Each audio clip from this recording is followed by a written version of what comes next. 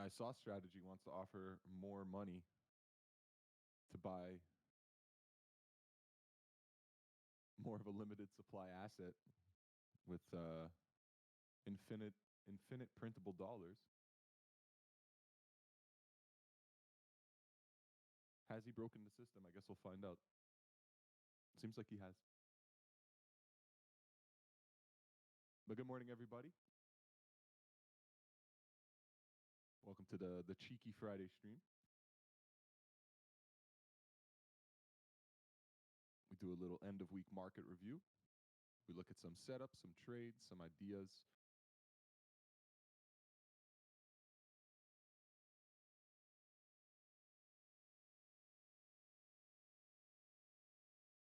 I need to share my screen.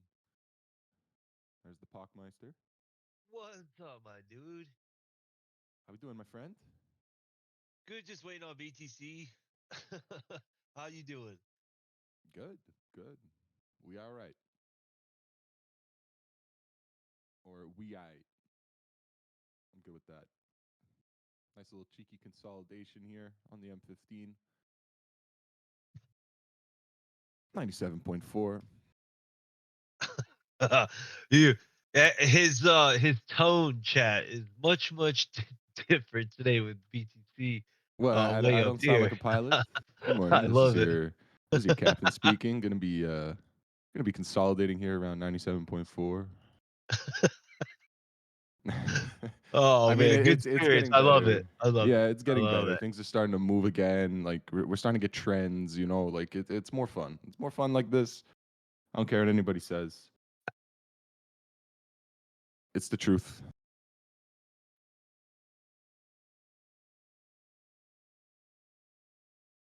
But not just that. We also got ETH doing what I wanted to do. So I'm not sure if that's a curse, but ETH doing No, exactly what I wanted to it, do. it, it needs it. We need it. We need to just melt.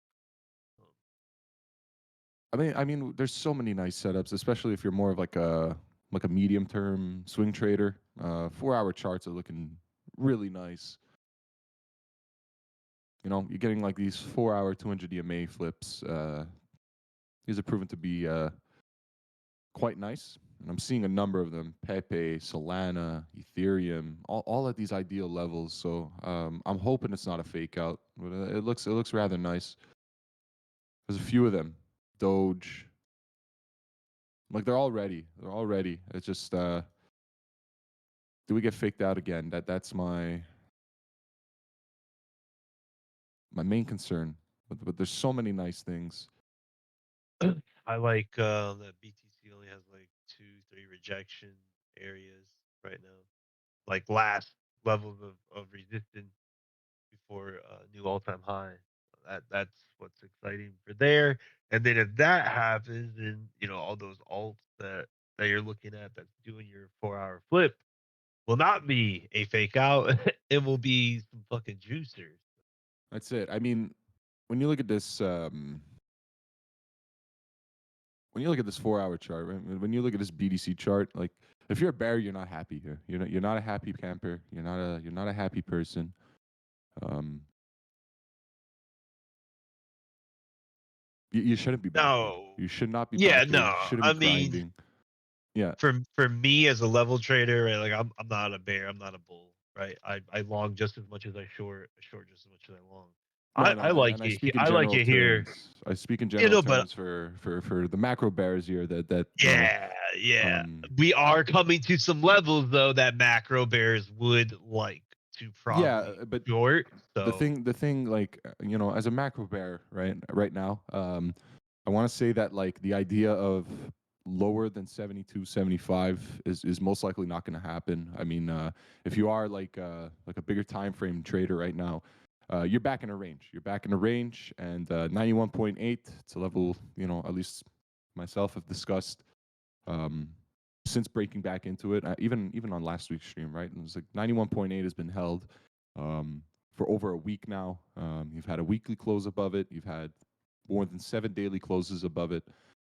This is your new low, right? And we're going somewhere towards the mid range now between 97 and 100 and 109 to 106. This is going to be the level where I think people hedge up and give themselves an invalidation to buy back in, because again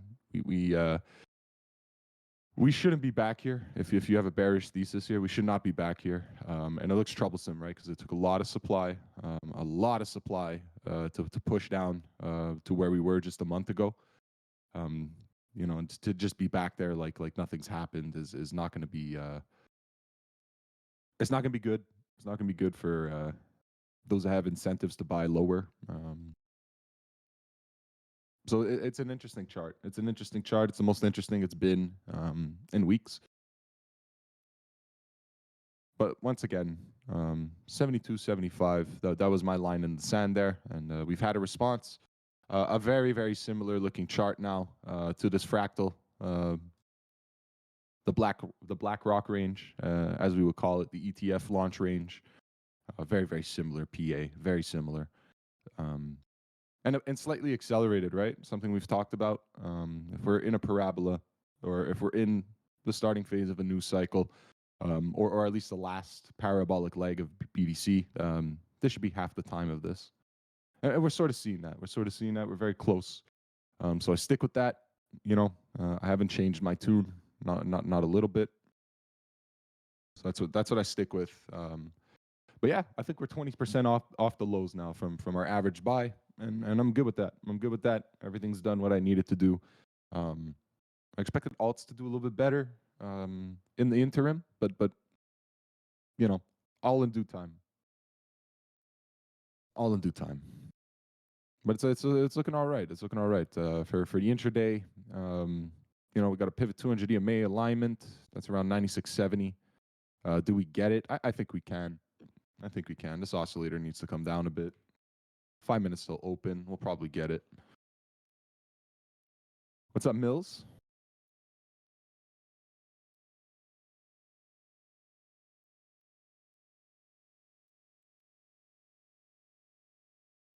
Hmm. Yeah, Yeah, 100K, even 99.5. going back to your BlackRock, range in 2024 that we scout forever. Even your RSI pretty much matches up the same as well. I mean, I know you don't have RSI in your chart, but if you were to pull up the like daily RSI, Well, my you'll start volume to. oscillator is a fancy version of it. Like it's the same thing. It still follows volume.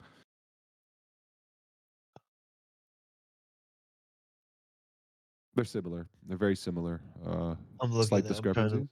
Yeah, I'm looking at the. I added an oscillator just to see if there is like Can't go a wrong. similarity. Um, yeah, a little bit, a little bit. hmm We're a little bit higher in the range when Yeah. the oscillator was where it was, so just some discrepancy. But I don't know if it's a. I think it might be like a more positive actually, because you'd be looking at a bigger expansion. Actually, how big was it? Short term, are we expecting pullbacks towards 90K? It's entirely possible. Yeah, it's entirely possible. At this Ooh, point, you need to play the range that you're given, right? You've made a clean, decisive break back in it. You've retested 91.8 multiple times now, somewhere towards 92 actually, and you've held that quite decisively, right? So you have to respect this as a range low. If it wanted to fake out, it would have been rather quick, slightly quicker than this. It's entirely possible, but at the same time, I feel like you've already gotten that. Uh, but yeah, I would say 99 to 100. This is going to be the psychological level, the mid-range point. A lot of people are going to be fighting for this, and we see this, with the shifting of funding rates. Now, the important thing here is, once again, if the selling is not going to come from a spot side, then paper selling, in the face of all the buying we've seen over the past couple months, and we're talking big money here, large interest, large entities. If you're facing these buys with paper sells, that's a recipe for disaster. It's not like the same supply we saw getting offloaded here into the inauguration. We're talking like a big Binance level of supply constantly being sold. But what's important is that someone matched it, right? So Yeah. now on our way back, I assume this same supply does not exist anymore. That entity has sold everything they've had, or at least I assume they have, because that was a lot to let go of. So unless I assume, another one of that caliber is going to start, distributing here again. Anybody that's paper selling here, if there's no collateral for that, that's problematic. As we can see, Bifinex longs haven't been growing. They've been unwinding, and they have a tendency to unwind the entire way up. So it's when they start longing again, that's when you can get a little bit concerned. But if they're just going to wind down and create like a structure like this, then who knows where the fuck we go, right? Because that's pretty indicative. So that's something we're looking out for. But it looks good. It looks good. There's If we break out, if the shorts don't work, if these three short ideas don't work, go 7. yeah, it could take time. It could take time. You're on a daily time frame. You've had a pretty steady track up. So just keep that in mind. 100K is very psychological. A lot of people very similar to the 10K break back in 2017. Very similar. Deltas are kind of negative right now, but again, like when I consider all the supply up above, it's nothing like how it looked when we were first here. Having 1,000 BDC walls everywhere. We don't see that.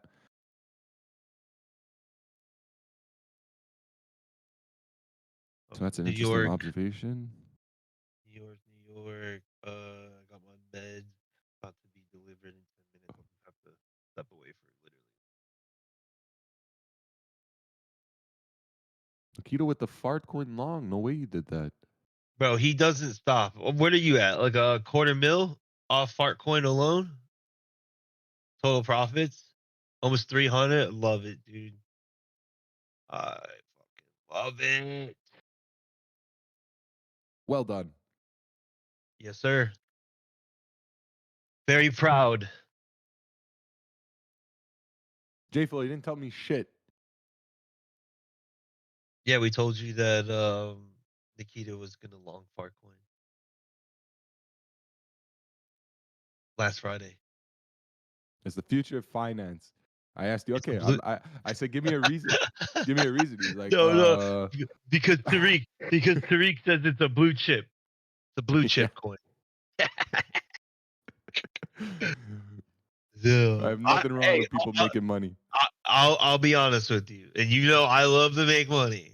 I have not traded Farcoin one time, and I've literally said I was going to more times than I can count. I just for some reason cannot click buttons when it comes to fucking Farcoin. I Because it's don't know why. fucking volatile. It's bro. I look at No, that I love 15-minute chart. volatile. I I look at love that it. I 15 love minute chart, it. and it's just too much. It's too much. I'm sorry, guys. One day you'll understand. You'll understand. It's a young man's game. Trading pairings that go from 8 to 10% in an hour. It's just I love not for it. me. It's not for me. It's for me. It's just the It's not for damn me. name. Like I don't understand why I have such a psychological block on that name. Yeah, it's called thousands of years of our ancestors assuming that if something sounds ridiculous, it'll most likely get you killed or severely hurt. And that's what happens when I see something like Farcoin. It's like, well, I'm going to be the one that when I make a decision on this thing, it's going to remind me, why it did that. Like again, it's called Fartcoin. You know, I can't buy something where my brain knows it does nothing. It does nothing because then if something actually turns against me, I'm going to know it did nothing, and then I have myself to blame. You know. Yeah, I think Nikito's good though. He's up 300K. He's good. You could definitely like, bro, like that is like a big flex right there. Yeah, I made like 300 bands trading this fucking fart coin. And yo, Damn. power to them, man. If you guys have the risk appetite to play an accelerated intraday chart like that, I applaud you, man. It's something I would have done You know, in my early days, it's just it's too much for me. It's too much for me. I love it. These days, it's It's too just much. It's too still much. haven't traded it, but I love it. For shorts, like 98, 98, 186. You have a cluster of POCs up there. Um, you got if you're an order block trader, you got tons of order blocks up there. If you play liquidity, you got liquidity. If you play resistance, you got resistance. What else you got? I think you got a couple range POCs as well. I Pretty think big spike. there's a lot of stuff up there. And then the only thing though right now is my RSI is not giving me any validations to take anything at the moment for BTC. I tried to short yesterday. Everybody knows it did not work out. We got stop break even, so I'll try again if we get validated. SPX with a nice open here. I'll assume this is something to do with like some sort of The news. trade deal being discussed, probably not It's in the finalized. it's in the chat. It's literally in the chat right now. Oh, oh, well, there you go. I mean, didn't they announce that there would be progress on one yesterday? No, there was just that fuckery last week. You remember? What was it? Uh, China was lying that they said they haven't been in talks with Trump, and it comes to find out they were. Yeah, I mean, Jesus, communist political party lying. Jeez, And that's then it wow, was shocking, actually. I think it was only like towards a certain sector, but now as you can see, there's Yeah, there was like a bit. 150%. Yeah, now it's pretty much across the board. I mean, it's really. Who needs I, who more, huh, boys? Who needs yeah, who more? I personally think that you know what I mean. Like Trump played his hand really well. I don't think he was bluffing, and I mean, China folded. If you look at it in a poker perspective, they're like, all right, yeah, you got me beat. You got the nuts. So, the U.S. I is the mean, biggest consumer. I think the U.S. consumes more than like fucking all the other major countries combined. Like we're yeah, big consumers. they have the So highest GDP, some of the highest paying salaries, and China pretty much leeches off of that. They've been leeching off that economy for years. So for them to lose all business with their number one consumer market is I want to assume more painful for China. But again, I think both have like, and especially in the short term, right? They both have a lot to lose because that level of product and demand from the U.S. when it's just suddenly cut off would cause some issues in the U.S. But at the same time, like yeah, we would for have China's some growth, it's crucial major. that they work with the U.S. Right? Because again, to establish like any new sort of relationship, right, in such a short amount of time takes time, right? So in that interim, it's devastating, right? So it's in both their best interests to come up with something better than what they have. So I think both of them will come to an agreement sooner than later. But again, It's there's an there's eye nothing opener confirmed though. here. There's nothing confirmed here. So No, so no. again, like when a market reacts like this immediately off the open, I feel like that's just a bit optimistic there. So I wanna see what happens here. This is a bit optimistic in my opinion. Like Because if anything, like people already knew anyways, right? They're like it was already like this is just a natural, I think, like retail market reaction where I think big money already, like they already know. So if it is well, confirmed and like you see that big spike of volume, then there you Yep, we're juicing on the longs. Oh, for a long pullback, I don't. I don't have anything right now unless you're literally playing like the 1 minute time frame. I got Um, 9670 over here. This would be a nice alignment all the way down to 96,070 all the way down to 95,700. If we could hold around this area, that's a 200 EMA tap and a trend continuation if it were to respond from that level. And you guys are uh, just guys, put it away, man. It's too big. It's making me feel bad. All these P&L cards. yeah, I mean, unless you're playing the range low, I mean, realistically, you could do. I think it's extremely high risk, but Yeah, that was the yeah, joke, not boys. 96.5, 96, 96.5, and 96, and then after that, I would it would just be like guessing. POCs, I would just wait for my 30-minute oversold again.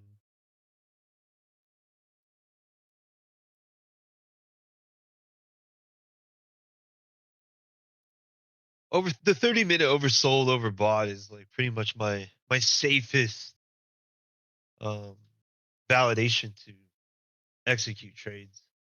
Oversold, overbought. That's why I would say like right now would be higher risk for these 96.5, the 96K long. Oh, my med's here. I'll be right back.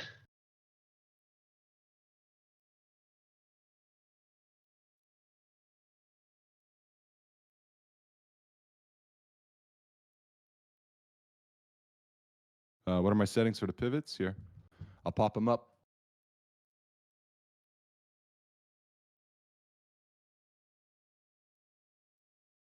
The best case scenario for the weekend, guys, is just if there's no volume or inflows, you just want it to kind of like grind sideways, consolidate.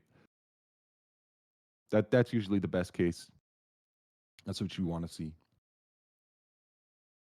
It would need to match. It would need to match the volume that you're seeing, right? So when there's large inflows via ETFs or T-WAPing, on Coinbase, you'd want to see that during New York market hours. And the second that those are closed or those avenues are closed, typically.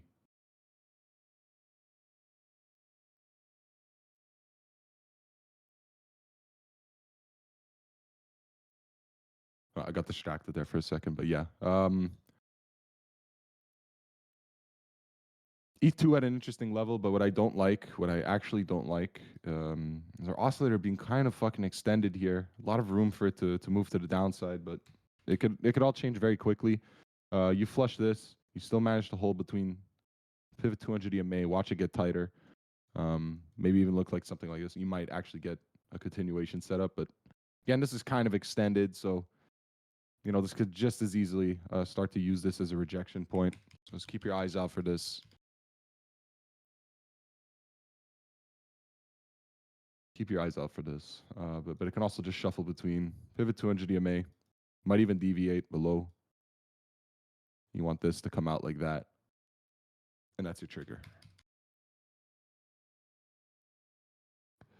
So at least that's what I'm looking for. Best trading platform besides Bybit for futures. A lot of our options have been fucking smoked out. I've stuck with Bybit for years now. They've never done me wrong. They got exploited and hacked, and nobody was affected. Binance fixed their volume. I've seen it time and time again. That's why I left. I use Bitfinex for much larger trading sizes, but then again, your leverage, your your alt options aren't there.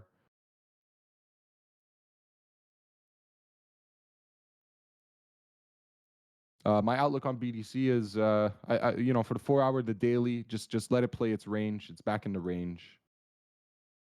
It's back in the range between 91.8 and 106. So again, expect 91.8 to be the low to be defended. You got a 200 EMA on the daily, propping it up. The 4 hour, same outlook. 91.8 is going to be a range low. Could shuffle as much as it wants. And for the 15-minute time frame, look for 96.70 down to about 95.750. Look for that for a response. That would be a 200 EMA tap. You want that to be defended. This oscillator, you want it to be flushed at this level as well.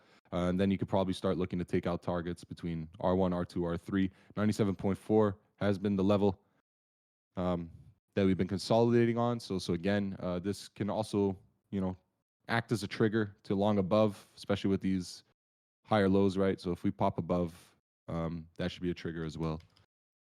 So that's what I'm I looking at. got some fire meds, man. I wish you were down here. Wait, you don't even smoke anymore. What am I I haven't smoked in a long time. Well, as soon as I see you, change that. Can't get in. It's saying something about my region. I'm currently on Binance. Alan, yeah, that's what it is. It depends on where you're from. That's what I mean by a lot of exchanges got smoked out. There used to be once upon a time, gather around the campfire. Once upon a time, there used to be a day where you could literally join any exchange whenever you wanted, and traded whenever you wanted. Nowadays, it's region locked. It's country restricted. It's you have to do your own research in terms of where you're able to trade, where you're not.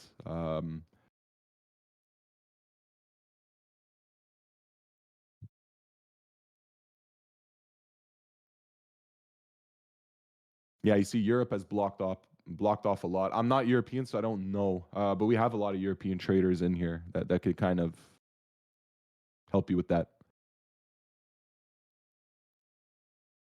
Yeah, J-Flow, nice little giving back some fees to the market makers. Keep them happy. Doesn't Bybit have like some sort of like regulation or restriction because of USDT? Am I crazy? Something like In that, Europe, right? There's some sort of fuck. I forgot what they called it. They called it something though. It wasn't long ago, like maybe a couple months ago. Mika. There you go. Yeah.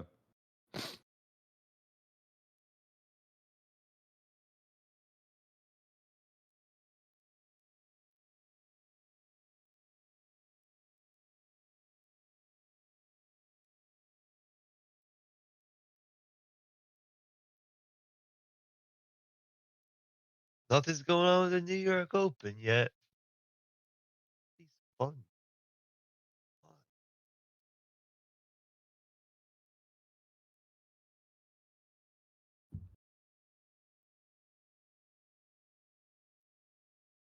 All right. First 15 minutes of the New York Open are dunzos. But yeah, it's getting interesting on the macro side of things. I mean, if all we get is positive news from here, like again, it's business as usual, man. Almost a full recovery since the initial breakdown, right, of the tariff announcements. So, sorry for all the questions. I've been inconsistent with trading and ended up moving all my money to long-term holds, but decided to get back into trading futures with a small size account. What do you recommend? For a three-figure account, when you're futures trading, the most important thing is to compound small wins, no matter how small they might be. Keep your risk appetite very, very tight in the sense that you don't stick around for ideas that are either taking way too long to play out, or have a large margin of error. You want to stay away from ideas like that. You want to keep your setups very, very tight in that sense. So as far as like building a three-figure account, it's more about just compounding, consistent setups, winners, walking away when you think it's enough, never being stubborn with any idea. Because Yeah, it the more that's definitely. compounded, yeah, go for it, Puck. Yeah, when you're don't look at the dollar amount, right? Because That's it. that's another issue that you would run into. Just look at your percentage and your ROI once you become profitable. Because that's the game changer. If you do 3%, 2%, even 1% a day for a consecutive year, I mean, you're up. You're up a lot. So try to dial in your risk management. Um, on the lower accounts, for me though, I would be a little bit more risk on. But it all obviously depends on your net worth, your salary, um, your financial situation, right? And I know some people with a lot of money and they'll get into crypto with $100, $500, $1,000, and they'll just go crazy with it. And then they're gonna learn like, okay, I need to learn how to do this before I just keep giving $1,000 a month away to the crypto market. Because they'll add up. They'll add up, and then the wins though, like what Rego was saying, the small compound wins. It will add up, man. You do not have to think that you got to make 10% of your portfolio every single day. Like it's just It's a not. confidence thing too. It's an application thing too. Like you want to be not over trading, but you want to be trading enough that you know you're comfortable with risk. You know, you don't want to be sitting an idea for too long, you know, with too wide of a stop, especially if you're, you know, if you have a side account for intraday trading, right? If you have long-term holds, you don't want to be affected by that, so you leave that to perform as such. But when it comes to the intraday trading side of things, you don't want to overstay your welcome. You don't want to marry a position. You know, you just want to compound those wins because compounding your wins leaves you with a larger stack. You do more damage, and eventually that grows over time, right? But again, you need to be comfortable with losing. You need to be comfortable with winning, and the only way you do that is by applying trades. And if you're not trading too often, you get a bit rusty. You know, you don't know a setup and a trigger from one that you should avoid, and you know it just requires you to get your feet wet a bit, and you got no choice but to do that. You got to get in the rhythm because long-term holds you create a sort of mentality, you know, that surrounds the culture of that, right? You need to take yourself out of that. You need to become a trader in that environment, right? So when you're a long-term holder for too long, you carry those habits into your intraday trading, and those should be completely separated, which is not easy to Yeah. do, by the way. It's you need to apply your trading. You need to know what you're looking for. You need to know, you know, what a loss feels like. You need to be okay with that. You need to know with, you know, you need to know what walking away with an idea before it's fully reached its um reached its exit to know when it's right to do that, et cetera, right? Only with application and, you know, testing the waters a bit will you understand what I'm talking about. Hopefully that helps. And I would stay away from, it's not to stay away from speculative plays because when a market is hot, it's hot, and you know you put your both feet in. But to build like a consistent system, you need consistent liquidity. You can't just have, you know, short squeezes on 50 mil market caps. Those are too irrational. You need to build consistent trading on, I wouldn't say majors, but even mid caps. You need to do mid caps, and you got to stay away from like the 24-hour volume turnover coins of the day. If you're trying to build, you know, consistent trading practice, you can't build one with these sort of dynamics involved, right? Like if you're trying to build a consistent trade strategy on alpaca the past 2 weeks, you'd you know you'd come out of it feeling like a total jerk off because you didn't understand what just happened. So, you know, stick to like liquid markets, learn the process of a trigger, a trade, what you're looking for, why it's taken, um, you know, why an invalidation is where it is, and you know from there, you know, once you become comfortable with that, you can start to move into the more exploitable market movements down the line. But definitely don't get involved with petrols and their dynamics right in the beginning. That's my suggestions. Or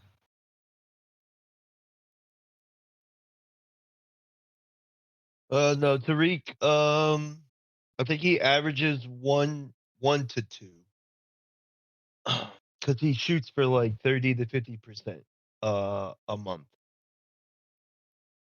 So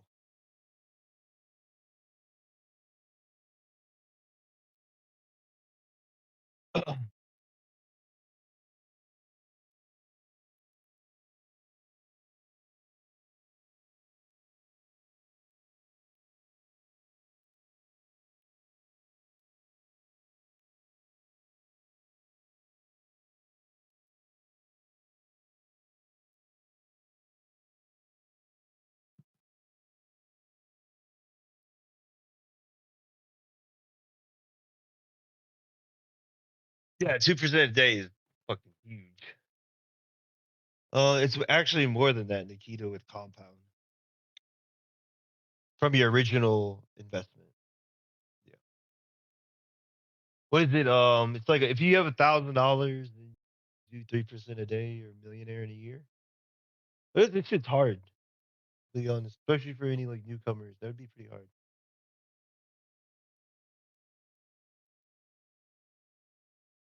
I think goals, Rego. I think a lot of new traders, their goals are a little off. They start to realize it it's normal. It's during normal. during their training. You know, everyone's goal as soon as they get into crypto is like to make a lot of money. Yeah, It's very it's how they're introduced. It's how they're introduced to the space. So yeah. Nobody's like interested in learning it, right? you're Like only learning interested in learning when any you of it. lose. You're only interested Yeah, in learning. yeah, Yeah, yeah. Unless but you're it's a not. nerd. Unless you're a nerd. Nerds like kind of like always want to get the information, the data first before applying any risk. That's the only difference. No offense. So I'm a fucking nerd, so it's fine. so there's a number of like approaches to a market. Hold on, I'm getting back to my desk now. I was gonna say you're definitely not at your desk because I hear birds like Yeah, chirping. I know. It's fucking Narnia out here, bro. It's fucking crazy this backyard. Hold on. Okay, It's I'm back okay. at my My desk. backyard's fucking Jurassic Park. Yeah, we got alligators and shit. Dude, there's a big ass one right like literally 20 feet from my house. He just moved in, or she moved That's into my to the little lake next to me. that's unacceptable. That's unacceptable. Don't know how you live there. What was I gonna say? What was I gonna say about? Okay, so there's ways people get introduced to these markets. It's different for everybody. We got those that come into the bear market, which ironically enough is probably the best time to join because you're not caught in the mania, the hype, the shitty habits that lead to surprisingly overwhelming rewards. So there's like two scenarios where you enter a market, right? You heard from someone else, they're making big money. You see these things online. You want to get involved too. You think it's easy because you think the person that's making set amount of money is a fucking retard or a moron, so you could do it too. There's that notion, right? Yeah, A lot of people come in and yeah. well, this guy's stupid. If he could do it, I could do it. Which creates again this like false facade, right, of how difficult the market can be. Then there's those, like I said, that come into a bear market and honestly have the toughest approach, but the most realistic one, and they're shaped for the future in a much more realistic way. And then there's those that, like I said, come in during the mania where um, you know experienced people are trying to tell them about the pitfalls, the warnings, and it doesn't matter because every time they do, well, the market just pops another 40, 50%. And then once again, that notion says, well, this guy's stupid. He's cynic. He's pessimistic. He doesn't know what he's talking about. And they continue to just, wing it like they usually do. And then it hits them all in the face. They end up losing everything or even more, right? At the end of all that, they didn't learn a single thing.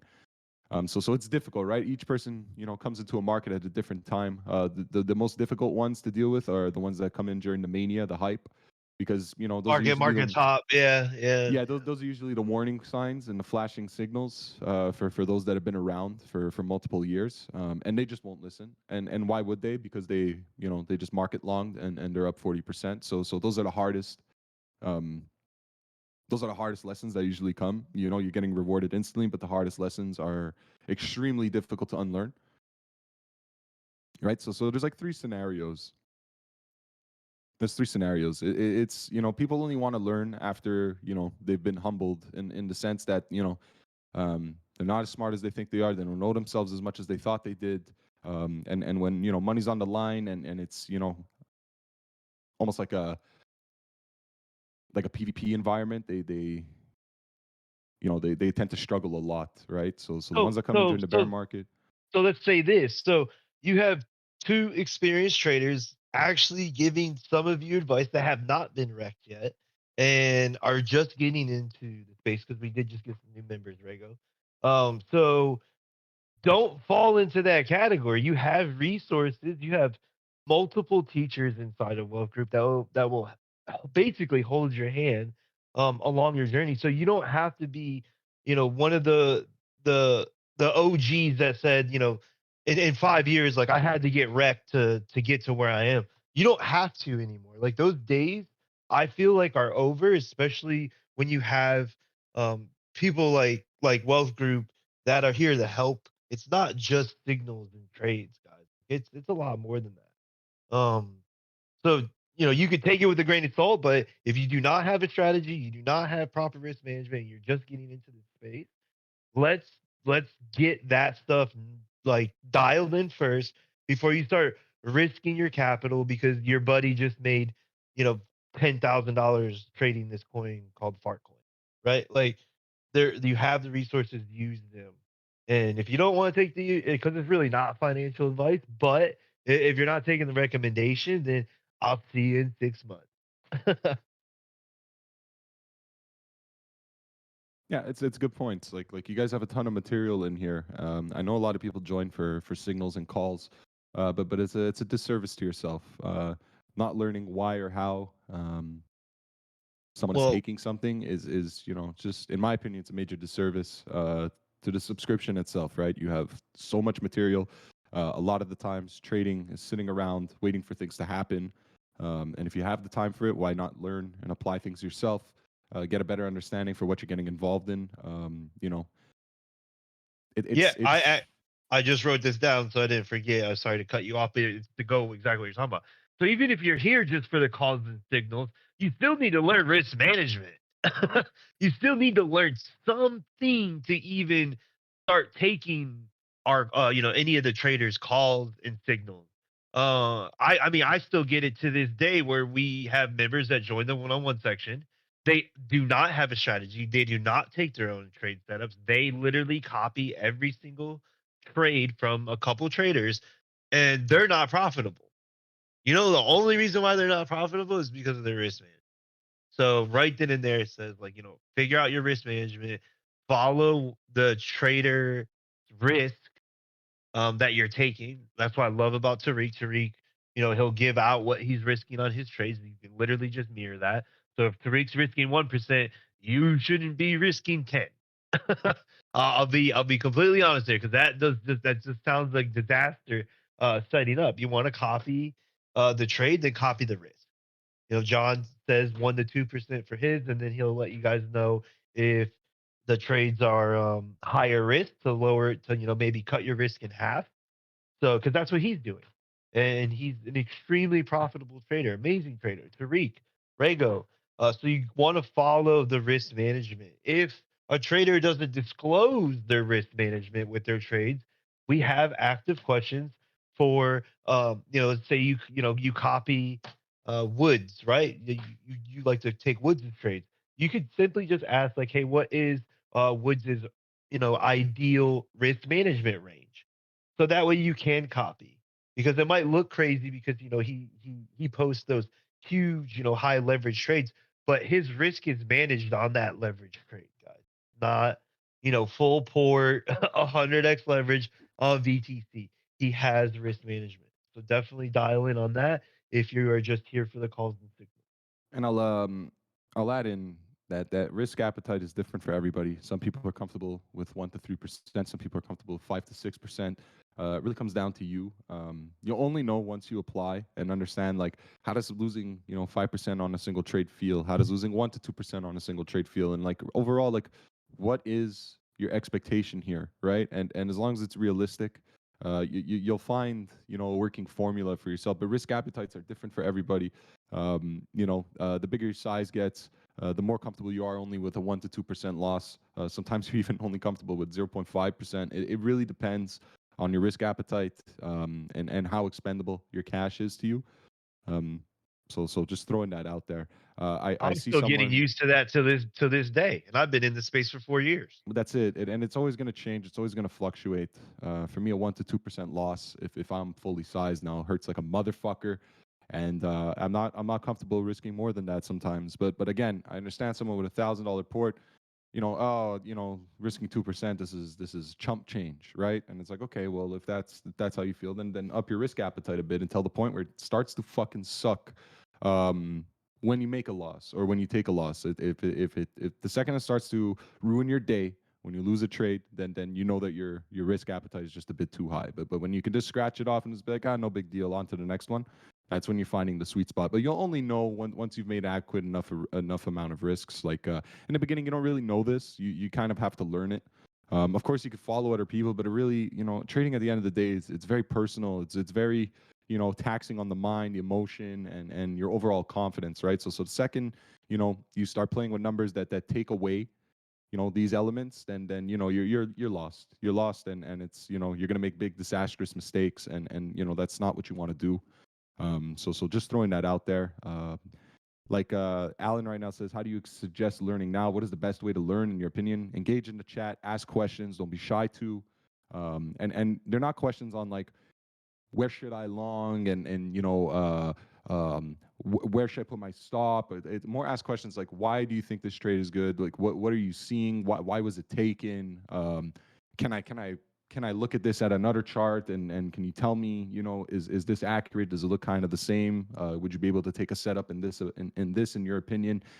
Questions like that, like engage in stay away from general chat, stay more towards charts and ideas, go to the fundamentals, see how people, bounce ideas and information off each other. You are in a community with thousands of people in here, and in my opinion, that's the most valuable part um, of the whole group is that you can all day long at all time zones share ideas with people, understand why they're taking something. Some people go on hot streaks, some people go on cold streaks. You can learn so much from both sides of the coin when it comes to that. When someone's on a cold streak, you can kind of see where they're going wrong. When someone's on a hot streak, you can just sort of see how that confidence grows, and how they run with it, right? So the best thing you can do is ask questions, and we're not talking questions on where should I long, where should I place my stop. Like it's more questions that actually have impact, Yep, in the long term. And like again, it. everybody's different. Some people will learn after getting wrecked. I was one of those guys, but then again, I come from an era where communities, this was a very niche small community. Crypto was not known like it is today. It was very edgy, and it was very uncool, and it still probably is uncool, but it was like very looked down upon. Nobody Oh, wanted to get involved. It wasn't so easily accessible. There were no ads for it. There were no exchanges for it. There were no derivatives. So we had to learn the hard way. dude, And in that case, you I know, it wasn't even that long ago. I'm talking like 2017 when I opened up my first gallery. We had a pretty big following on Instagram for a retail like business, and we posted that we accept crypto for payments. that's crazy. I got so much bullshit Yeah, there from you go. that, and that was like 2017. Like that wasn't early stages of crypto. To now where it's like I'm at events where there's $100 million in supercars, and they're like, "What do you do?" I'm like, "I'm a crypto trader." And now people are like, "Oh shit, dope, dude! Like, how can I get involved?" I'm like, "Yeah." The times That's have that's just the definitely culture these shifted. You days. know what I mean? I fucking Yeah. love it, bro. I got goosebumps just talking about that. Like, Back then it was like, I got oh, to see some shit. back then was like, oh, I dabble in crypto, and it was like, oh, you're either some fucking money laundering, drug dealing nerd, or you're gonna lose all your money. That's what I heard every time. You're gonna lose all your money. It's fake. It's not real. It's this. It's that. And that's just fears of things that people don't understand. It was relatively new. Entirely speculative. Was looked down upon by the government. And these days, when the government is telling you something, you kind of trust them a lot less than you did. I want to say 8 years ago, 9 years ago, right? These days, people are more eager to question what a government is telling them, right? So, um, back then the culture was different. It was way different. So I had to learn a lot the hard way, and I had no prior experience in markets. Didn't really understand. I would just buy something; it would go up 6, 7x in a matter of days, and I thought I was a genius. And that's that dangerous mentality, right? Because you don't know what losses, you don't know what a mistake looks like, because you're just in a market where everything is just gaining value, and there's nothing that prepares you for that other than losing consistently, entering your first bear market, which is what I had to do. But it's what if you stick around for the bearish cycles, you learn the most. You learn the most because there's no more bullshit. It's really the raw dynamics of trading, and if you didn't learn them before, you will definitely learn it in the bear market. There's or else you'll just lose everything and quit, right? So there's a number of angles to go by. A lot of people are going to have different stories. The most Yeah, common one I it's see all is it's opinions. It is opinions because it's so diverse, especially with strategies and stuff like that. Everyone's gonna have their own opinion. So take that with everything that we're saying as well. My opinion might be different than Rego's, but at the end of the day, we're both successful, profitable traders. So I respect it 1000%, whatever he has to say, because it works for him. And that's it. That's when you know you're in a confident system that you've developed. The traders can have their own opinions, their own edge, and that's really what a market is, right? It's assuming that you're following your edge or you've developed your own system. It's that something in your system is telling you that you're going to be right in this specific time frame or for this specific idea, and others could be right too. They can also be very very wrong, but for my system, this is what works for me, and this is how I'm going to extract from it, even if someone else has a differing opinion, right? So um, Nope. And that's going trading back is. to your hot and cold streaks, right? That Yep. probably has to do with the trader's specific strategy, right? Yep. I love how John trades. He trades. He's profitable up market, down market, sideways market, and he simply, I believe, he trades mostly like support and resistance. Literally, like he tries to make it as simple as possible. So when we flip resistances, that's where you'll see John long. Right when we break supports, that's when you'll see him short. When we hold support, you'll see him long. When we hold resistance, you'll see him short. So like that type of strategy that John uses is a strategy that works in any type of market environment. Breakout traders would have a slightly disadvantage in a downtrending market, right? Especially if they don't play the breakdowns. Rego's strategy is really good for. In my opinion, I think he should short. He should click the actual short button. At his level 3, because his strategy once again will work in a up and down market, sideways market, because of his pivot levels. That is simply like a Fibonacci algorithm. So it's the mathematical retracement, and that's kind of what I use too. I use Fibonacci and POCs in the RSI, so I can execute in a downtrending market, uptrending market, in a sideways market, a ranging market is what I like to call it. So also understanding what kind of trader you want to be will help you on your journey, right? Because someone getting filled in a long in a downtrending market, is comfortable with that, where they might not be comfortable longing mid range, right? They prefer maybe a breakout. So there's definitely different strategies that would apply your what is it? What was the word that you were using earlier? Not your risk management, but just your appetite, right? Like you will be able to find it. Yeah, I mean it's different for everybody, right? Like when I started trading, I had a full-time job, so naturally, I didn't have the time that I have today to just bounce charts around all day. A lot of my trading was done during like the Asia session, so like dynamics are a bit different. So like the whole intraday trading approach wasn't right for me, and I didn't have the time to monitor them as much as I do today. So you know um, a lot of it depends on how much time you could dedicate to something. I stuck more to like swing trades and you know swing setups on a daily, on a 4 hour time frame, so I didn't have to monitor it left and right. So again, like you find what fits for you with your current circumstances. I know the whole Hollywood approach is you want to be in trades all day long, you want to be staring at charts all day long while they realistically do nothing, but like sometimes it's just not the case. Like when you have obligations and other things to take care of, you're going to find that to be very very difficult to be looking at your charts all day, or have to make a decision in the middle of a teams meeting. Like it's not so simple, right? So in the beginning, my approach was a lot more, and it still is, because I find them to be the most lucrative ideas. A lot of it were swing ideas, so I would set levels, I'd wait for them to hit. Sometimes it would take days, sometimes it would take a couple weeks, but when it finally hit, I showed up and I took the trade. um, it really depends on how much time you can allocate, and your whole situation. And every situation is going to be different. Some people that work two jobs, and they actually don't even have time for Asia session. And it's just, well, you got to find something that's going to make it work. But at the same time, like, you can't neglect ideas, and you can't neglect, and you can't fit or mold into ideas that require all of your attention. If you're going to be away from your phone or your PC for 3-4 hours at a time, it's not so simple, to be following smaller time frames, because in a blink of an eye something can change. And if you're not there, to manage it, or to have to switch, or take an opportunity, then you're going to find yourself missing. And nothing's worse than having missed opportunities um, in this environment, because it happens fast. It's 24/7. You could be sleeping.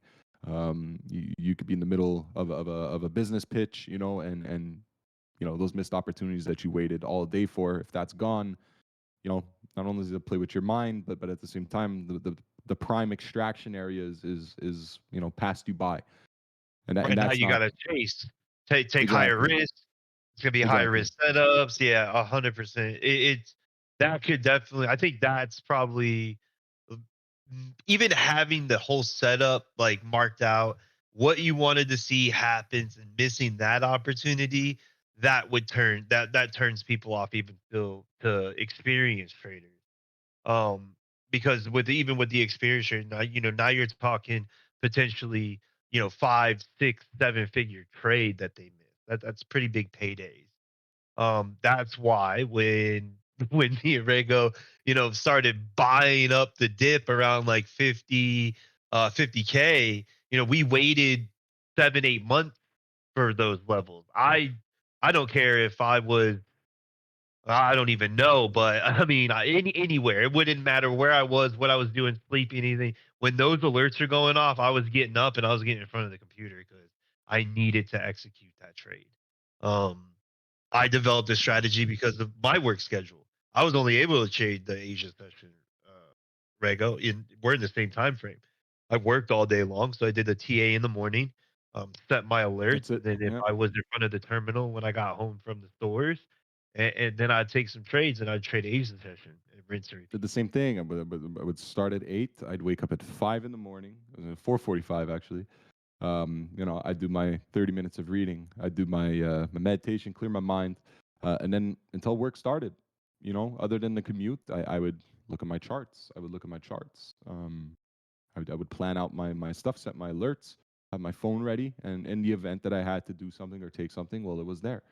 You know, but to do it in the middle of the day when I'm running around, business sale here, sale there, it just wasn't possible, right? So it can Yep. be in the middle of driving, and have to make a decision like that. That was the downside of trying to trade during the day. So when I was done that after the gym, come back home around what 6:37, focus on my charts, and it was time to go to bed. And I went to bed relatively early because I woke up fucking even earlier, right? So a little bit of sacrifice, boys. A little bit of sacrifice. Nothing good.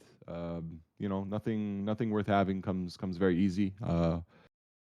Got to have a habit. Got to have a routine, and you cannot break that. Every minute counts. Every minute counts. Any minute that you could spend learning, engaging with a group, asking questions. That's where you're going to start to see the real growth. The real growth. And it's important. It's important that you make the most of your time, especially again, you guys have a whole community here. It's all hours across the board. People in here from 12 hours different time zone, so everything's active all day long. There's no excuse. There's no excuse. Make things happen because it's worth it. It's worth it. Oh yeah, definitely. It's worth it. It's a struggle in the beginning. It's a lot. It's a steep learning curve. That's what trading is. It's a steep learning curve. Most people see that steepness ahead of them and they say, "Well, fuck that. I'm out." Maybe 9 to 5 isn't as bad as I thought. It's Uh-huh. either that or they look at it and they underestimate it and they go, "Well, that's fucking easy. That's it. That's all. Look at this. Oh, look how easy it is." And then they get smoked. And then when they get smoked, they call the market a scam and they hate it forever and they never return. It's one or the other. It's the ones that acknowledge that it's a very steep learning curve and it's not as easy as I thought it would be. And, maybe I shouldn't take it as a joke. And then there's ones that will take it as a joke. That's just because they're arrogant, they're very cocky by nature. And instead of, assuming that maybe they could work on on themselves and their skills, they'll just call the whole Hey. market a scam altogether and become a bear cheerleader for the rest of their lives. And No, no. I'm it's true cocky though. and, It's I true. have an ego. Uh, I'm cocky and have an ego. But the way that I look at it, though, to be honest with you, I look at it as a video game, especially in the beginning, like something to play, like do in my downtime, and it really worked for me. I didn't look at it as like gambling. I didn't look at it as like a job. it was like a video game. It was pretty fun, seeing like predictions like play out and stuff like that. So it might help some of the younger members that we have. I know you guys. I know everybody likes to play video games, but especially the younger crowd. I mean, that's how you could look at like these charts. Like try to just like any video game you've ever played, you gotta learn how to play it. Same thing. Learn how to play this game. And, once you learn how to play this game, you get rewarded. I mean, like significantly well. That's a good takeaway for me. I see it as war. Um, Oh Jesus, I see it fuck. as war, man. Get the fuck out of here, man. This is my money on the Okay, line. This is called my money all we're right, talking about here. Call of Duty, but you didn't have to risk your money. You didn't have to risk any money to No learn victory it. is without risk, my friend. It's just what battles you No, but choose to to win. learn it, Nah, nah, learn of it, course, of sir. course, bro. There ain't nothing dramatic about this. This is my fucking money we're talking about. This is my capital on the line here. If Yeah, you're gonna take it there's from a me, if you're gonna take it from nowadays. me, it's That's what I because you said. outsmarted me, and if you outsmarted me, that's good on That's what I you. said But in the but beginning. In the beginning, nah, man, we nowadays we it's ain't like respawning. We ain't this would respawning be a over here. really really that hey with risk management. Yes, you can. Nah, this ain't no team Ah, deathmatch. This ain't no fucking search and destroy over here first to six. Nah, nah, no, nah, nah, nah, nah, nah, nah, it's nah. PvP World of Warcraft. Come on, bro, let's go. Fuck outta here. There's all Yeah, kinds of respawns and shit. Nah, nah, nah, nah, nah, nah, nah. If we're going for war, it's a conquest. I have something to gain for putting my troops on the line. My troops are my dollars. So if I'm sending them to the front lines, it's to win the overall conquest here, which is to and I'm the grow. American, and you're Hey, talking about basically war on the fucking this charts, man. when you go That when you sounds go to the charts, stressful. when you go to the charts, it's fucking war out there. Someone there is ready to take your money. This I sounds certainly see it that way, and it changes everything. too It changes stressful. everything for me. It's every long or every trade setup, I should say, is with the intention of gaining more influence and more influence, I guess, is the word to say. And if you're not going in it with that mentality, then you have a potential risk of losing it for the sake of losing it. Now I know that's not you, but I'm just saying, like some people, when they see it as a video game, it's well, I want to get better at this and I want to be the best at it. Well, when I see it as a war thing, it's like, well, risk. You don't have a choice. It's like only risk only happens when it's I'm absolutely sure, and even at that you can never be 100% sure, but I'm quite sure that we have the upper hand here, and for that reason we're gonna push them. So everybody sees things differently, Yep. and that challenges them to you know um, to take it more seriously. For Pocky, seeing it as a video game, very competitive by nature in that sense. For me, it's this is my livelihood here. So anybody trying to come for my dollars, it will not be so easy for them. And that's Or get the boomstick. yeah, that's how I see my mentality, right? So everybody's different. It's whatever environment or scenario you put yourself in, whatever's gonna make you take it seriously, to the point where it's something you want to get better at, and whatever works for you. Like for some it's gonna be a video game. For me, it's I'm going to literal war, man. Like Yeah, there's no some look at bullshit it on as the a job. charts. Yeah, a Yeah, job. Yeah, there's so many different ways to look at it. yeah. Like we, Um, we we talk for fun, we have a good time, but man, when money's on the line, this ain't no bullshit no more, man. And that's it. You gotta be very, very, it's your war chest. It's your war chest. You gotta protect it with your life, and so basically, that's if it. you don't know what you're doing, you're basically you're going to war with Rego. And if you don't know what you're doing, you're playing a video game with me, and I know how to play it. I would not want to go to war at all. Who does, right? So that's why I like the video game. Man. Damn, it scares me. dude, Oh video shoot. game people, some people are very good at video games, and then some people are very bad at video games, and you know so that's why I say when it's seen as like a war scenario, it's like you better be absolutely damn sure that this is the only reason why, and if there's no other reason, then that's fine. Don't participate, you know like when someone tells me, Yeah. hey, let's all long Farcoin together, it's like, yeah, let's all attack the United States of America. That's a great idea. It's it's the same. Like that's Oh shoot, that's a so good now one. maybe That's you a good guys could one. get a bit more insight into why I'm like, nah, I'm good, I'm not touching that. I ain't leaving my weapons in Afghanistan, and abandoning the troops and tell them to come back to the US. I'm not gonna do that. Oh man. Okay, so we're getting a lot of the 2% a day questions again. So I wonder what happened here. A little bit of context for the 2% a dayers. Not every day, okay? 2% a day is a perfect scenario where you assume that every trade you'll ever take is never going to be a loss. Every idea is always going to be available, and there's going to be every day where this is achievable. Now, in a perfect world, where stars are perfectly aligned, et cetera, that may be possible. But as realistic as life is, and the twisted way of reality, that's not always the case. 2% a day is this great concept. It's great, but when you actually apply it in person, and I know people have been in here and they've tried it themselves, it's a good goal to have. The problem is you're going to hit some setbacks. Some setbacks include a sudden loss, a day where no trade is available. Some days there will be a 10% gain. Some days there will be a 4% loss. There's going to be setbacks like this. All of these will affect your mood. All of these will affect your habits. All of these will affect your confidence and how you approach a market. Some days there will be no movement at all. And how do you continue a 2% aggregate the entire 365 days? The truth is, if you're a real trader and you're a good one at that, you're going to realize sometimes 3-4 days in a row there's just not that easy 2% extraction. So all Yeah, this to what's your say, average, right? Like that's what exactly, I try not to get. every I try to get day, my students to give me a 90-day average. I mean not that's every day is going to before be you turn up your 2%. risk.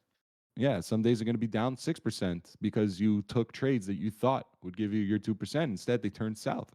So now, those 2 days in a row where you're down an average of 6%, like now it's that 2% a day might not be 2% a day. Like now you need to look for 8% a day and 12% to keep up that aggregate. The truth is, it's just unrealistic to put that pressure on yourself. It's Yeah. nice to want to compound 2% a day daily. I understand. It seems easy because the number's small, right? It's the number's Shoot for small, it seems one. very attainable, Shoot but for you need to one. what? Shoot for one first and But then that's go to it. two. Like start building up from there. You have to And have like and a starting point.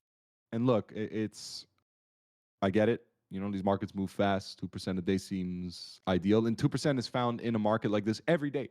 It is. Yep. It's the problem is, right? The problem is to assume that we assume you'll never lose a trade all year. You'll never make a mistake. That's the issue here. And it's like traders will make mistakes. They will have ideas that do not work out. They'll long something that seems perfect, and at the perfect timing, something gets released, or like a headline catches you off guard, and boom, your trade is lost and you're down 1.5% on the day. And it's like, well, now like it creates like this pressure on yourself. It's like, guys, instead of looking at it as a 2% daily compounding goal, try to look for an end of month average or aggregate that you're comfortable with. Someone said in the chat 10% a month is elite level status. In the world of tradfi, traditional finance, I would agree. Crypto, Yeah, I would not say it's crypto. more around the 30 to 40% range, because that's Yeah. easily obtainable if you know what you're doing. It's just the problem is some trades might give you 12 to 15% of a gain, because it's just such a winner. But if you're constantly taking yourself out of an idea, putting yourself into an idea, putting yourself out of an idea, into your idea with the sole goal of gaining 2% a day, you're going to make mistakes. The more trades you make, the more likely you're going to make a mistake, the more likely you're going to have a setback. So putting that pressure on yourself 2% a day is just unrealistic. Try to give yourself at the very least, sorry, what can I expect to gain by the end of the month? Give yourself like a monthly time frame, because there's going to be days where you're not going to be able to fucking stare at your charts all day. There's going to be days where, again, a trade idea goes south, and instead of putting this pressure on yourself, well, just look for the next best setup. That next best setup could be an 8 to 10% gain. Another one that's not so good might be 2 to 4%. Just you got to put yourself, with more realistic expectations. What should be the risk? How should be the risk management? If you're looking to make 2% a day on your portfolio, right, then it's 100% of your port at risk.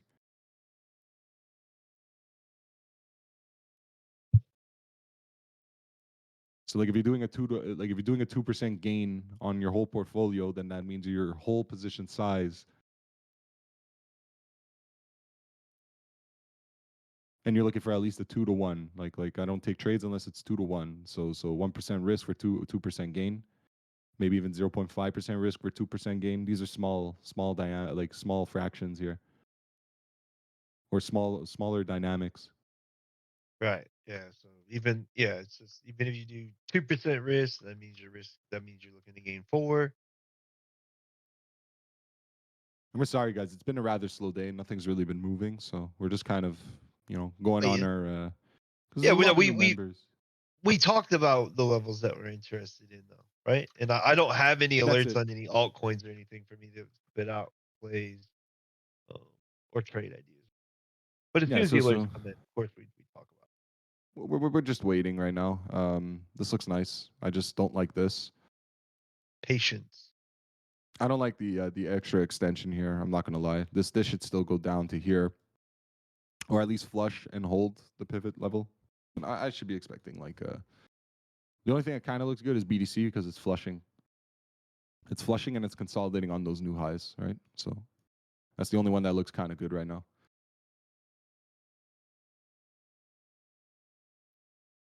It's better be consistent with even 0.75 a day rather than just set stupid expectations. Yep. Look, it's not the expectations are stupid. It's just that they put a lot of pressure on the trader. When it's on a day-to-day basis, you feel like you're gonna force yourself to make an idea that may not align with what you need to see a trade because I need to make 2% a day because if I don't make it today, then tomorrow needs to be 4%, and if I don't make one tomorrow, then it has to be 6%, and that puts you in a bad state of mind. It puts you in like this FOMO state of mind, this urgency state of mind. Traders need risk to come to them. They cannot be chasing risk because that's where the mistake is made, right? So instead of giving yourself, you know, 24 hours to make a gain, why don't you give yourself at least, at the very least, the end of the week to come up with some sort of trade or idea that could fit anywhere between the 7 to 14% range. Like it's not that much harder unless you're in a market that's just literally ranging, not even ranging, but like in a drawdown cycle. Giving yourself like a little bit of a larger time frame to think things through and make a trade that makes sense. That's a better approach. Giving yourself a 24-hour time limit to make a move, and that move needs to be It's perfect. You're silly, gonna make a mistake. silly. Yeah, and I don't even trade on the weekends. I don't get to take a trade every single day. Yeah, no. I think personally like 30, 60, 90 is a great fucking like I mean you even hear 30, 60, 90 in like corporate world, sports, athletics. I mean, and that is a lot of time in crypto actually. Like 30, 60, 90 days is a fucking eternity when it comes to crypto. You could definitely get an idea of the how profitable like percentage wise you are as a trader without even having to play with any big size. Plus I think it's really good with part of your journey by seeing the drawdowns as your portfolio increases. Your drawdown dollar wise is going to increase, but your risk is probably still the same. It will definitely help you grow some balls or just like help the your nerves turn more into steel because I'll let you know right now the drawdowns that I see even to this day my risk is managed. I preach it every day. Even though my risk is managed, that dollar amount, yeah, it definitely is like what like sometimes I say like what the fuck am I doing? Like this is a lot of money, but I trust my system and I just execute. So the thing that we see really common with new traders that made like a quick bag, right, Rego? With some crazy risk management, but they made a good amount. Usually that money's given back, guys. And that lesson is now learned that okay, shit, I made a whole bunch of money, I gave it back. I gotta learn this shit. I gotta really dial in and figure this out so I could be here for the long term, not just a quarter of a cycle or the cycle top, because crypto's not going anywhere. 100%. And all these trading strategies can even transition to forex and TradFi. So that's it. Sorry to interrupt. No, it's fine. Fine. We're in a very teachy mood today. Yeah, this medicine that I smoked a little bit ago has me talk like it's like I don't know, Celsius, Adderall, and what is this? Queen's sugar cookie? Whoa. Whoa. I mean, these are the sort of streams I love the most. There, when it's just like continuous questions coming out, and it's just very very easy to answer them. This is my favorite. This is my favorite, especially when like when a market's We not have new moving. Like members. I think it's we very do have new important. I'm members as happy that well. we do this. Yeah, That we I think we got what 300-400 new members in the last week or two. and there's a lot of you, and it's just yeah, it's like when a market is just kind of like when we're just waiting for levels to happen. Like this is what I mean by it. Like a lot of the time, you're just not going to be staring at your charts all day waiting for something to happen. It's like you just let it do its thing, and then you have time to do other things. So that's why. Yeah, there was a lot of new people that joined this week. Routines when it comes to trading. Well, it's every day. Every day I look at my majors. My majors are BTC, ETH, Sol. A couple of pairings I really like. I look at my pivot, 200 EMA system, which are all automated, by the way. So I have my journal. I look for my levels. I decide what I want to do for the day. I set them and I wait. That's literally what it is these days, man. Like it's become so systemic that trying to explain it is just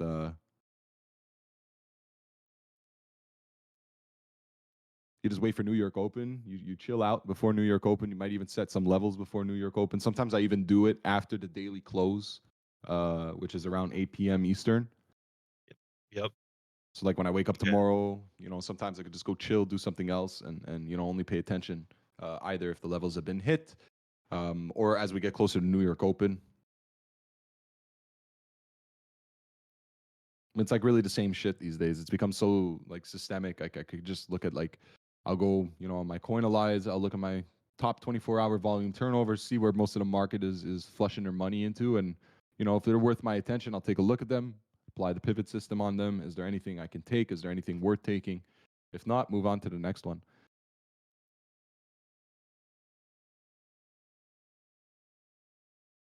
For me, it's just my alerts that gives me um Here we go. We're gonna go for the it, breakup. yeah for yeah that's Here we go.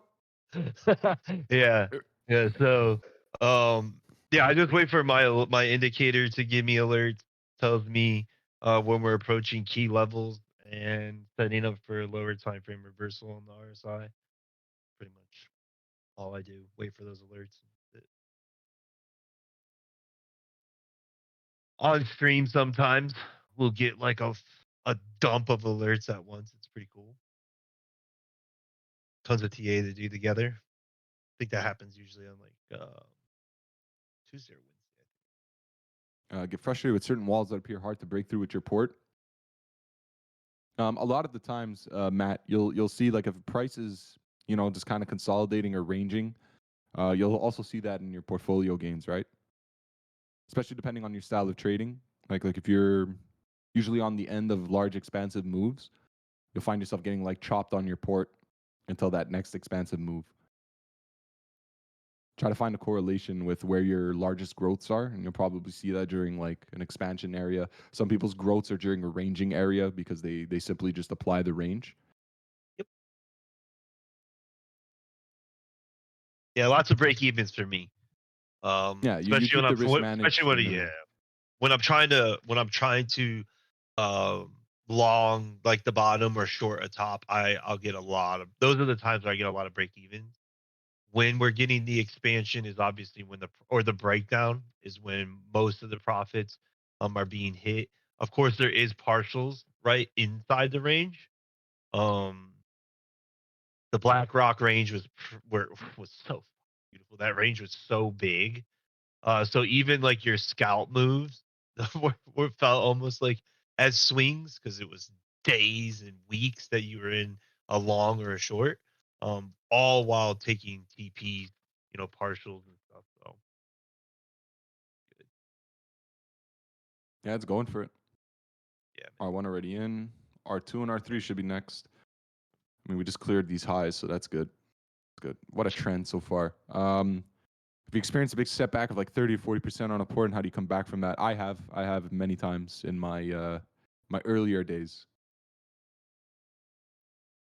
So the best suggestion, or at least from personal experience, I can give is the 30 40%. Of course, it's gonna sting. You're really gonna hate yourself for a bit. Depends how you made the mistake, or depends why you're in that position in the first place. What's important to remember is most importantly, you're not at zero, so the comeback is always available. Um, Better to not dwell on how much was lost and instead just focus on building the number that you do have with a consistent practice, and try not to get. You can't get emotional about it. And if you're going to be emotional about it, you can't make decisions while being emotional. So if you want to be emotional, go outside, take a walk, take a day off, take 2 days off. What's done is done. What's done is done. You can either be upset about it, for the next 24, 48 hours, and it'll do absolutely nothing for you. Or you can, acknowledge it, accept it, and move on, right? Now, some people, easier said than done. 24 hours might be all they need. Some people, they'll need 2 weeks. But realistically, just know that every minute you spend wasting on being upset over something that's already happened, knowing that it will not change the outcome, is just wasted time, right? So the best thing I could say is, if you do take a 30, 40% loss, acknowledge it. Write it down if you have to, because, nothing's worse than acknowledging your own fucking losses, especially one of that magnitude. Um, grieve about it how you want, take the time that you want. Just remember what I said. But when you come back with the notion that you're building from that number, without any expectation of getting back to what you once were. These are all, emotional pitfalls and traps we put on ourselves, and this pressure we put on ourselves. You just got to tell yourself that that's on me. I made that mistake. I made that decision. There's nobody to blame. There's no market to blame. There's no evil market maker rubbing his hands together saying ha ha ha ha ha. There's none of that. It's you fucked up. It is what it is. This is the new number. Build it up again. The same way you were building it up before. You just got to apply it the same way. And yes, from a psychological standpoint, it's gonna suck, right? Because you once had this amount of money, like your peak net worth. Oh my God, like I understand. And who's to say it's that easy to just brush it off? I'm not saying it is. I used to dwell on it a lot too, but learning now what I've learned, a loss is a loss. You brush it off, you move on. You made that decision. You took that loss. You decided to close it out. What are you gonna do about it? And that's the best thing I could say. It's not to say that losing it for the first time, or being down 40% of the first time is easy to to just get over. But I'm saying now, in hindsight, after making those mistakes, it's more of a brush yourself off. Every second you spend dwelling on it is just wasted time. So, and learn from your mistakes. Understand what went wrong, why that happened, before you move forward. Like, you need to acknowledge it. So I hope that helps.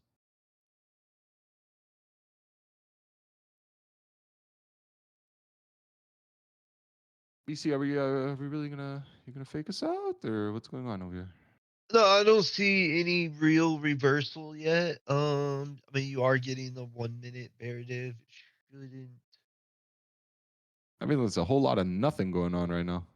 Yeah, I really want to see it go more. Get us at least like a 15 to validate shorting 98,186. I think it's one of your levels as well.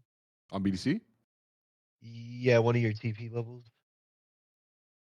And what was that? 198, 19. Or I'm not 190. I'm sorry. 98, 186 is my first. Yeah, I got 98, 177, so that's kind of the same. Yep.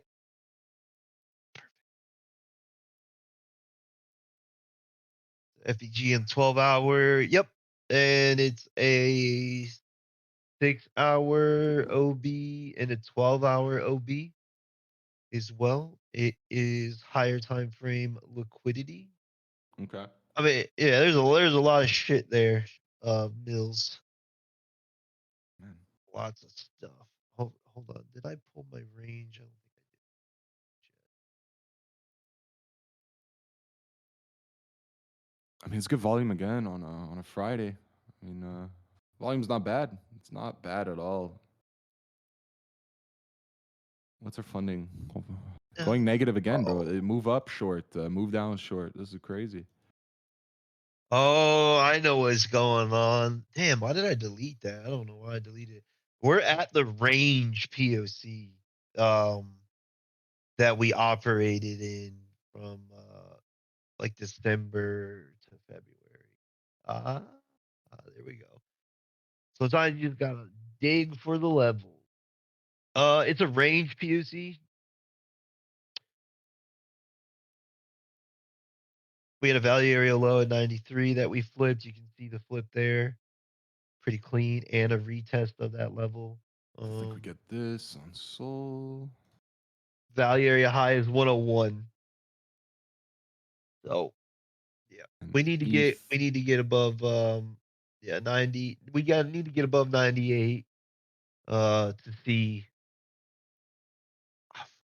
I don't think I think we probably if anything we could deviate above the value area high at 101 and then maybe reject off 104, 105 if we go up there. But like that's what I'm looking at. I'm looking at like 98 and then 104. POC, yeah, point of control. It's where the most volume is traded in a specific candle, whether it be a daily or monthly, 1 minute, 5 minute. How's this 4 hour look on? Hmm. This is an interesting level on the 4 hour for Sui. That's gonna be an interesting pocket if you manage to wick into that. Ooh, I'm gonna send an alert here because if I fucking miss what I missed last time, I might go crazy. All right, alert set. We'll definitely want to pay attention to that if we get back there.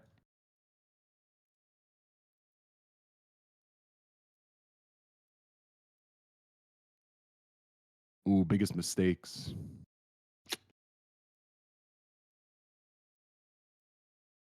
I think overtrading. Overtrading when I know I have an off read on the market is probably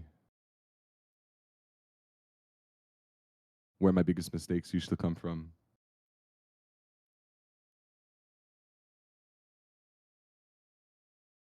You gotta know when a market's not for you that day, and you just gotta walk away. Like take like 1 or 2 losses.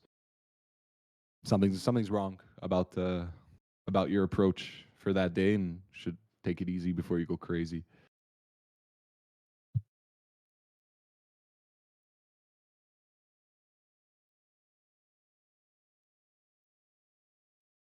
What else? XRP. How's the XRP doing? Did it hit my alert? I think anything at XRP. I got a potential. It did Oh, it was a not. potential long on Tia, but it front ran my left. Bam. No 15 minute. We always trying to play 15. This too looks pretty nice. Fuck, man. DYM long, not filled, is not filled. Ooh, EOS short. Gonna get stopped right Dominance still going up. Yes, it is. Damn, I don't really 97.5. I don't have a lot of setups, man.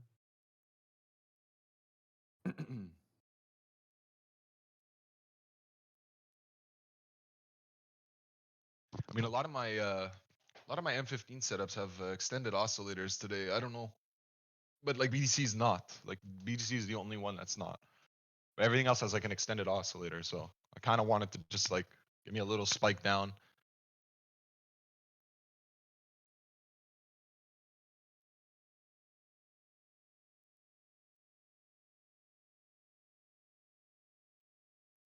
Not getting what I want today, Pocky. It's making me upset.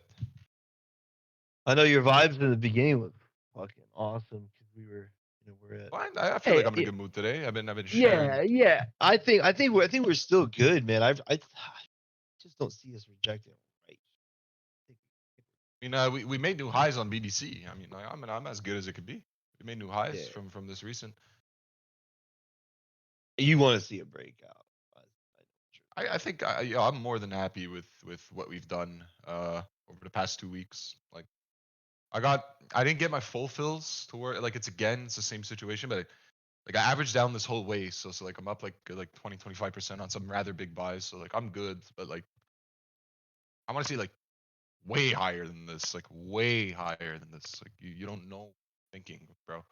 Like in my What do you head, mean? I just like said like if we beat these two resistance levels, no no like no no one no no no 166. What do you mean? no No, no no. no no. Like that's 166 is not enough for you even further, Pocky. You don't understand what's in going on this in my head. cycle. In this next Yes, in this cycle. cycle, yo, I swear to God, we'll be talking about this in the not so distant future. I'm telling you. I'm telling you. And everybody's gonna forget. Everybody's gonna forget. I'm telling you. I won't Like, forget. I remember everything. remember these days. Remember these days. Because when it happens, I don't want to hear nobody had this coming. I am convinced. I am convinced. My understanding of the sell side liquidity is above 110K. It Wait, gets wait, wait. nasty. It gets nasty, bro. So what's the lowest you see us going before Ooh. the number that you're talking about? I don't think that I don't. like again, I don't think that matters. What I'm trying to say Well, is that's it. Well, I mean, if if we're you're saying we're entering in going to a fucking a quarter million, people are getting really, really excited as they should. But yeah, where do you think the 75 was the low? We're not going yeah, any lower. We'll go yeah. to I'm a your believer in that. Yeah. what's the number? What's the number? Where do you think we're going? Where do you want to see it? Not where you think, just where would you want to see it? Ooh. A realistic number, because we're talking A realistic, realistic right? number, like, and we're Yeah. talking like end of parabolic cycle highs. This cycle that we're Parabolic that cycle highs because again, if it took a 7 month range to pop to 100K, and now it's taking another 3 to 4 month drawdown, right, to make our next expansion. Again, above 110K, it gets silly. Like really, really thin pockets and gaps. Like you could be jumping 10K like in a single 6 hour session. Like it's going to get nasty. Like nasty. what's I'm the going to say number? it's hard. It's hard because if it's Oh my parabolic, if it's parabolic, like trying to predict that is impossible. Like it could be anywhere again because it'll be you have to factor in the mania that will arrive, the FOMO that will just arrive if give me something give goes me from two 100 to numbers 200. then Okay, that let's you say want to see. I'm not. I don't want you to. I don't. I'm not. We don't what want to numbers pick. do I think is it gonna be? Do you really want to know? Yes. 250 to 500. Wait. Well, you cut out the first number. What was it? 250 to 500. Okay. Okay. That's Anywhere what I said. between there. 250K. Okay. So we're gonna Because go if to you 250 before we see anything. Before we see. So 77 or 75 was the bottom. We're on our way to 250. Got it. Okay. That's That's all I what need. I think. Yes, unless something else happens, but that's what I think. That's what my genuine belief. That's the bet I put. And it can go Right. to 160, back to 110. It can go to 160, back to 95. Your 75 should be your low. Should be Got it. your low. Okay, Yes. That's that's my that's understanding of this cycle. that's the number I wanted. You know what I'm trying to say? Like Yeah. Oh yeah. go from 160 back to 110, 160 back to 95 for all I care. If it's parabolic, it will shoot. And again, the FOMO will be real. Will be real, real. I see. Uh, And it's not crazy to assume, bro. It's like not even like a 2x from there. It's not even a what do you mean? 2x. You know what I'm Yeah. trying to say? Like it's I'm not that not. bad. Like it's not bad at all. No, I'm not saying. I'm just trying to pull my numbers too. I'm not telling you it's going to a million here, you know? Like that's a 10x from 100K. It's going to 250. My opinion, 250 or just shy of 250, something like 220 max. But like at that point that these are not large percentage gaps, you know? Like it's not too far from a 30K jump from there is not much of a gain. You know what I'm trying to say? So like All right. I'm with you. I'm it with all you. depends on how parabolic it goes, like what the sentiment is around that. I'm also anticipating, like a strategic Bitcoin reserve buying plan or some sort of offering, you know, mixed with strategy and then mixed with a few other. Like I'm foreshadowing what I think is coming in the next 3 to 6 months, some sort of plan of action to purchase. Other nations jumping on board, kind of rushing to the exits. That's what that's what I'm leaning towards. I see it in my head. I could see how fast this happens. Yeah. Yeah, I'm cool They're with not doing it because again, we've been getting a lot of panic and flushing and selling below 100K, right? Why would they announce something like this? They're trying to gain exposure. You get what I'm trying to say? Like it's Oh yeah, I'm not disagreeing. I got some levels pretty close to that. I there you got go. Like it's I two, know it sounds crazy I because think I think it's I think 263. 263 will like be I hot. see it as the same as the 10K break. The same as the 10K break.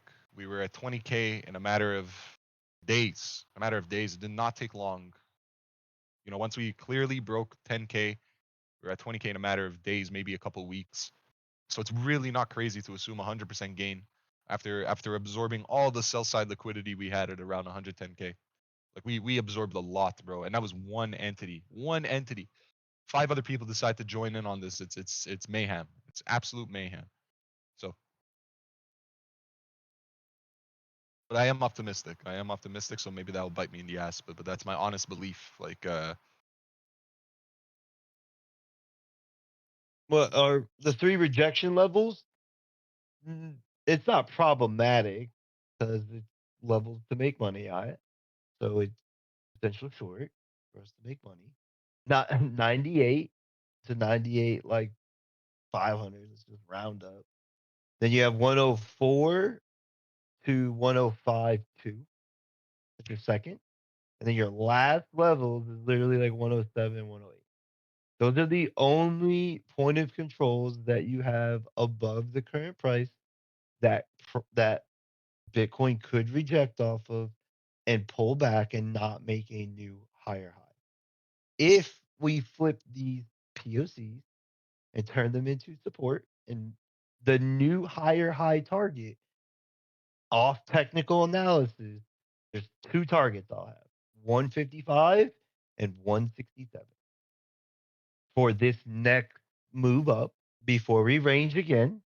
And then if we can range one more time after another expansion, the breakout of the next range would be my blow off top, and that would probably be around like 263.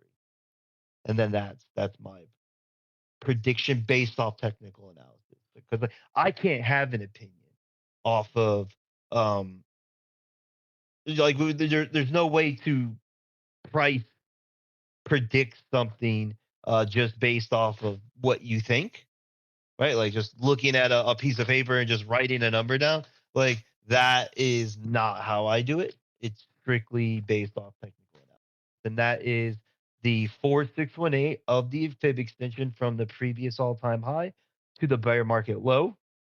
And it's the same thing that we did previously when we operated from previous all-time high to the bear market lows from 20,000, and then when we nuked all the way down to 3K. If you look at the 2020 bull market, 2021 bull market, we rejected off um, the 3618 before fully retracing down. So I think that this one we're going to get a little bit more parabolic, and we could target that 461. But if price repeats itself, then that means 209 would be the bull market top. But I'm being even optimistic with Rego and saying we're going to get a parabolic fucking move to the upside, and that's why it would be 263. So if Rego gave 2 numbers, he said 250, 500. I'll give 2 numbers: 209, 263 is my predictions for that's the fair. bull That's market fair. I mean, it's a parabola, right? So like it's the hyperextension up there could be wild again, and it'll happen fast. A lot of people won't be able to process it, and that'll be your cycle top for a while. But again, like it has to play out the way I think it does, which I think it is. Like that just again, that's my bet. Yep. And it wasn't just like a feeling. You like you said, you have data No. There's that data to that's support back. Yeah. this. Yeah, Yep. there's Yep. data to Yep. support this. It's just Got an this is alert. the last extension of the leg. Like Oh, this is the my BTC alert went off. Let's fucking go, man. Let's go. When we have um 3 minutes left, and BTC decides to rip. That's yeah, it's so annoying. It's not that I don't see ETH having a parabolic move. I just think BTC needs to have its parabolic move first before you see the other ones do it. Because again, you increase the current market cap of BTC by 100%. That's a lot of money that's generated, right? And that creates a rather large rotation. So yeah, when I say ETH between 3 to 6K, that's pretty good. I'm including new highs in that, and it still wouldn't even have even done its part of the cycle. I wouldn't even call it phase 2 by then. I would still say that's phase 1. So, like that's how I see it. I hope I'm right. I mean, you guys better hope I am because again, if this is a bearish retest, then you guys are not gonna have fun. So it's better you believe in what I'm telling you. What it is. But yeah, it feels like it's another typical correction sell off. And we'll see what happens there. And of course, this is the level. This is the level to overcome this 110 area right here. That's going to be the issue. you know that. Yeah, especially if they trade FEG. But from what I could see, I don't see that same aggression like we did the first time we were around. So again, that was a lot of selling, bro. A lot of selling we endured. And someone was just like, sure, no problem, I'll buy it. Name your price, I'll buy it. 100K, no problem, I'll buy it.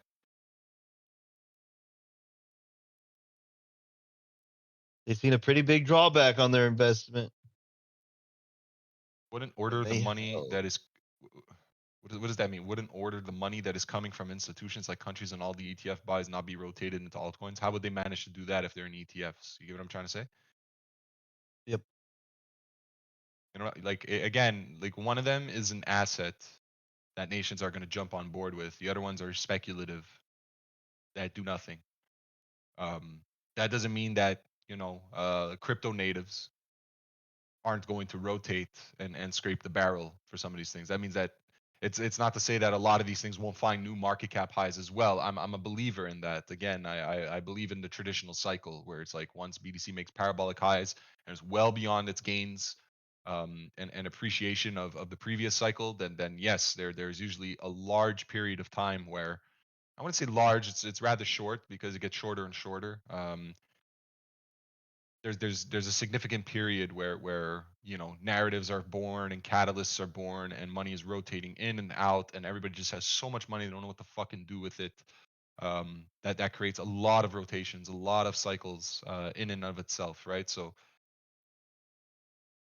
altcoins are cooked because of oversaturation. A lot of them, I am on the side that says a lot of them will not see new highs. A lot of them were really just gimmicks, scams, you know, um, barrel scraping, exit liquidity.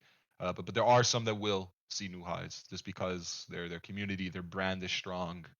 They remain consistent with doing absolutely nothing, and